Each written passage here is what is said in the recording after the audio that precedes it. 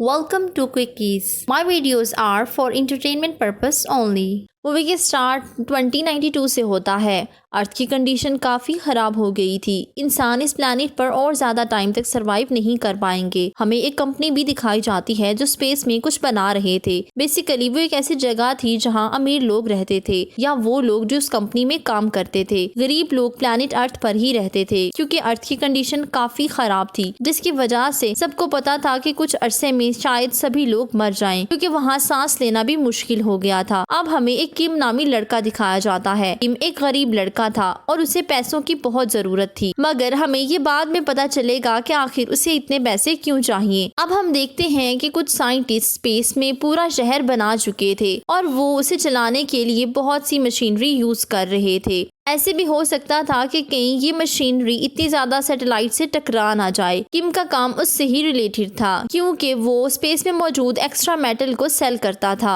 किम का पूरा ग्रुप यही काम करता था। उसमें एक रोबोट, एक आदमी और उनकी एक कैप्टन शामिल थे। ये लोग स्पेस में एक्स्ट्रा मेटल को पकड़ने वाले और भी काफी ग्रुप्स थे, मगर ना तो इनके पास ज्यादा टेक्नोलॉजी थी और ना ही इनके पास ज्यादा स्किल्स थे। उनके ग्रुप की कैप्टन जानती थी कि मेटल को कैसे जमा करना है। एक दिन जब ये लोग एक्स्ट्रा मेटल जमा कर रहे थे तो कैप्टन को वहाँ एक छोटी सी बच्ची नजर आती है। वो इस बच्चे को अपने साथ ले आती है। टीवी पर ये न्यूज भी आ रही थी कि एक अजीब और मुख्तलिफ किस्म का बॉम्ब इंट्रोड्यूस हुआ है जो देखने में किसी बच्चे की तरह है, मगर वो एक्सप्लोड हो सकता है। ये देखकर वहाँ बैठे लोग उस बच्ची से दूर हो जाते हैं कि कहीं ये बॉम्ब ही ना हो। अब वो उस बच्चे पर नजर रखने लगते हैं। आहिस्ता आहिस्ता ये लोग जान जाते हैं कि बच्ची बिल्कुल नॉर्मल है, ये कोई बॉम्ब नहीं। अब इन सब को काफी परेशानी होती है कि आखिर ये बच्ची यहाँ कैसे आई, हम उसे कैसे अपनी फैमिली के पास वापस भेज सकते हैं। तभी उन्हें न्यूज से पता चलता है कि उस बच्चे के फादर काफी परेशान हैं और उसे ढूंढ रहे हैं। ये लोग उसे वापस करने का सोचते हैं। उन्हें एक आइडिया आता है जो काफी बुरा था। वो लोग कहते हैं कि हम तो कुछ किए बगैर ही पैसे कमा सकते हैं। लोग इतने एफर्ट करके किडनैप करते हैं और हमारे पास बच्ची खुद ब खुद आ गई है। अब हम उसके फादर से कई ज्यादा पैसों की डिमांड करेंगे। पैसे लेने के बाद हम उन्हें उनकी बेटी वापस कर देंगे। फिर पता चलता है कि इस बच्चे के फादर एक साइंटिस्ट हैं जो उसी जगह पर काम कर रहे थे, यानी स्पेस सिटी में। अब किम का ग्रुप बच्चे के साथ टाइम गुजारने लगता है। इस ग्रुप में जो एक और आदमी था वो बच्ची से काफी अटैच हो जाता है। वो उसके साथ खेलता है और बातें करता है। फिर ये सारे मिलकर उसके फादर को कॉल करते हैं कि आपकी बेटी हमारे पास है, आपको हमें $4 मिलियन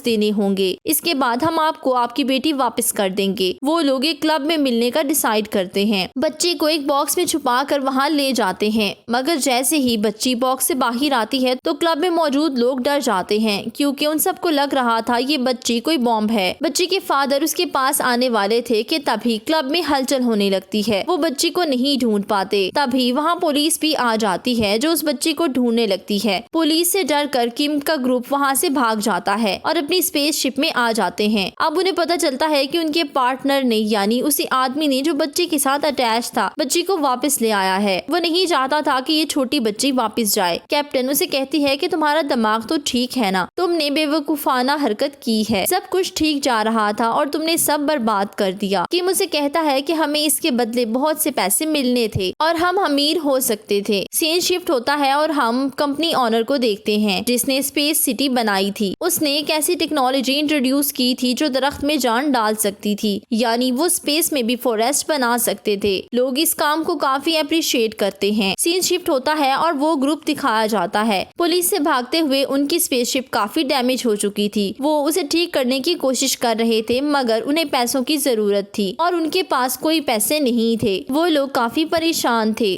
तभी वहाँ वो छोटी बच्ची आती है। वो किम से कहती है कि क्या आप मुझे सीजर्स दे सकते हैं। किम उसे कहता है कि तुम आखिर सीजर्स का क्या करोगी। बच्ची बताती है कि मेरे पास एक टोमेटो प्लांट है, मगर आज तक उस पर कोई टोमेटो नहीं आया। अब पता नहीं कैसे मेरे प्लांट पर काफी ज्यादा टोमेटो लग गए हैं। आप उन्हें काट कर सेल कर सकते हैं, जैसा कि अर्थ के लोगों को उनकी बहुत ज्यादा जरूरत थी क्योंकि वहाँ पर कोई ग्रीनरी नहीं थी। इस तरह टोमेटो जल्द ही सेल हो जाते हैं और उन्हें बहुत ज्यादा प्रॉफिट होता है। फिर वो इन पैसों से अपनी स्पेसशिप ठीक करने लगते हैं। अब वो लोग वहाँ से निकल रहे थे तो हम रोबोट को देखते हैं जो बच्ची का मेक ओवर कर रहा था। उससे काफी बातें भी करता है। फिर वो बच्ची रोबोट से कहती है कि अंकल किम इतना गुस्से वाले क्यों हैं? तो रोबोट उसे बताता है कि प्यारी बच्ची, वो गुस्से वाले नहीं, बस थोड़े परेशान हैं, उन्हें ज्यादा से ज्यादा पैसों की जरूरत है। बच्ची रोबोट से कहती है कि क्या आप मुझे समझा सकते हैं पैसे इतने जरूरी क्यों हैं? रोबोट उसे कहता है कि बस उसके साथ कुछ ऐसा हुआ है, क्या आप रियल स्टोरी सुनना चाहोगी? बच्ची कहती है कि जी अंकल रोबोट, मुझे बताएं। अब वो रोबोट पास्ट की स्टोरी सुनाने लगता है। वो बताता है कि कुछ मंथ्स पहले सब कुछ ठीक था। स्पेस में जो सिटी बनाई गई है, अंकल किम उस सिटी की पुलिस का लीडर था, यानी वो एक पुलिस मैन था। सब उसके अंडर काम करते थे। ये क्राइम रेट को कम करता था। एक दिन किम कुछ क्रिमिनल्स को देखता है तो उन्हें मार डालता है। इन क्रिमिनल्स के साथ उनकी एक छोटी सी बेटी भी थी। किम को काफी बुरा लगता है और वो उस बच्चे को अडॉप्ट कर लेता है। किम उस बच्चे से प्यार करने लगता है और उसके साथ काफी अटैच हो जाता है। बच्ची भी उसे अपना फादर समझने लगी थी। किम कहता है कि मैंने इस बच्चे के साथ बहुत बुरा किया, मैंने इसके पेरेंट्स छीन लिए। फिर वो खुद से प्रॉमिस करता है कि वो कभी किसी को नहीं मारेगा। मगर जब ये बात सबको पता चली तो उन्होंने उसे सस्पेंड कर दिया कि तुम्हारा काम लोगों को अरेस्ट करना या मारना है, उनकी हेल्प करना या अडॉप्ट करना नहीं। इस बात से किम टूट जाता है कि उसका दिल अच्छा होने की वजह से उसे जॉब से ही निकाल दिया गया। अब और बुरा ये होता है कि वो उसे स्पेस सिटी से भी निकाल देते हैं कि अब तुम गरीब हो गए हो, ना तो तुम्हारे पास जॉब है और ना ही पैसे, इसलिए हम तुम्हें सिटी में रहना अलाउ नहीं कर सकते। कि मर्द पर आकर एक प्ले स्टेशन में काम करने लगता है और तभी वहाँ पर एक मेटल जो स्पेस से आया था उससे टकरा जाता है। प्ले स्टेशन टूट जाता है। कई लोग स्पेस में चले गए थे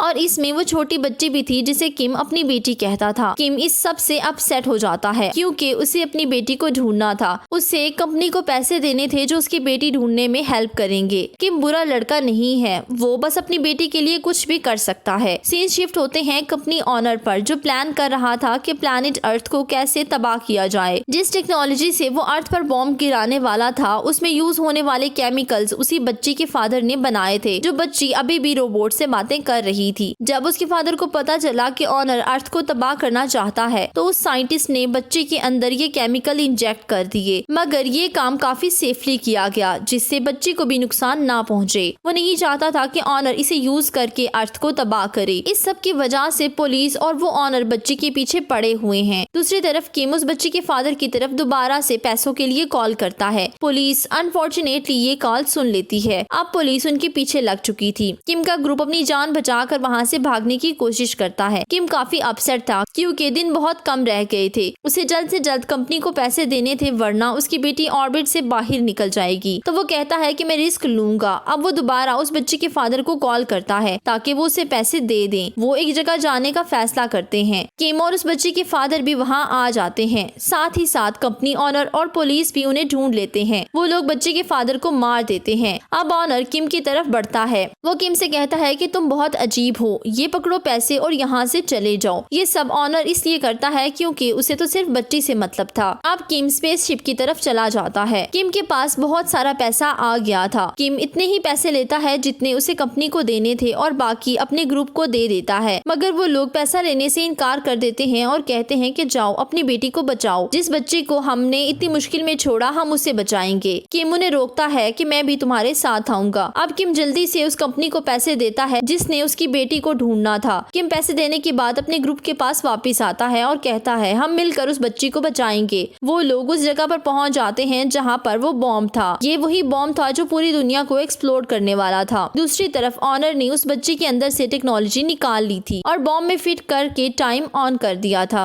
जल्द ही ये बॉम्ब ब्लास्ट होने वाला था। कैप्टन इस बॉम्ब के पास जाकर उसे डीएक्टिवेट करने की कोशिश करती है मगर नाकाम हो जाती है। इन हालात को देखकर वो सब डिसाइड करते हैं कि हम बॉम्ब को दूर लेकर जाएंगे ताकि दुनिया पर कोई असर ना हो। मगर एक प्रॉब्लम थी क्योंकि अगर वो ऐसा करते तो वो खुद भी वापस नहीं आ सकते थे। मगर वो लोग अपनी जान की परवाह किए बगैर इस प्लान पर काम करना शुरू करते हैं। ये लोग बॉम्ब को दुनिया से दूर लेकर चले जाते हैं। कंपनी ऑनर भी ये सब देखकर उनका पीछा करता है। इतने में बॉम्ब ब्लास्ट हो जाता है। हमें लगता है कि किम और उसका ग्रुप मारे गए लेकिन अचानक ही उनकी बॉडी के साथ माइक्रोबॉट्स चिपक जाते हैं। ये माइक्रोबॉट्स उसी बच्ची ने भेजे थे। उस बच्ची की बॉडी में अभी कुछ टेक्नोलॉजी मौजूद थी जिसे यूज करके उसने माइक्रोबॉट भेजे थे। अब इन माइक्रोबॉट्स ने ऑनर को प्रोटेक्ट नहीं किया था। यही वजह थी कि वो ब्लास्ट में मारा जा चुका था। किम वापस आकर फौरन उस कंपनी में जाता है और अपनी बेटी के बारे में पूछता है कि क्या आप लोग मेरी बेटी को ढूंढ पाए हैं। कंपनी के लोग उसे बताते हैं कि नहीं, वो ऑर्बिट से बाहर जा चुकी है, सॉरी हम उसे नहीं नहीं ढूंढ पाए। किम ये सुनकर काफी उदास हो जाता है।